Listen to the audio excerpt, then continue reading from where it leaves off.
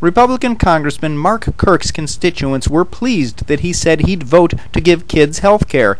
They think it would be great if he'd also keep our military from killing more kids. Support our kids!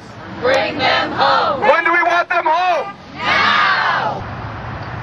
The big numbers, I think, are sometimes hard to grasp.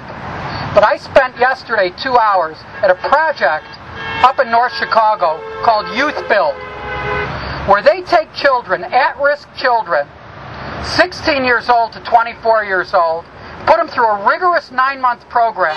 They get them off of drugs, they keep them out of jail, they keep them out of gangs, and they put them into good-paying, usually union, carpentry jobs.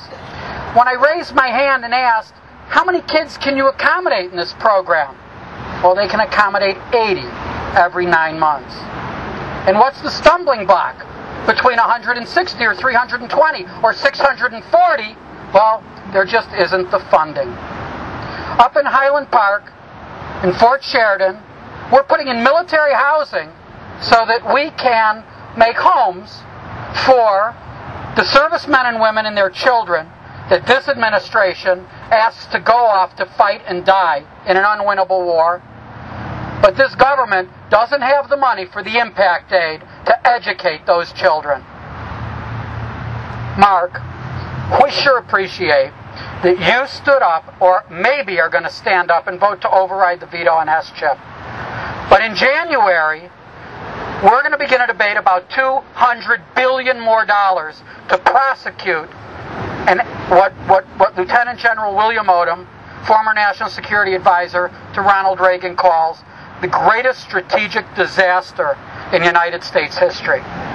It is not enough anymore, Mark, to say, well, I'll vote for this, but I won't vote for that, or I'll vote for this time, but not the next time, because I didn't really like how it looked, and now I do, and I'm not really sure. Enough with the rhetoric, Mark. Enough with the posturing, Mark. It is time to mark a date and tell us when the American military occupation of the sovereign nation of Iraq will end. Yeah.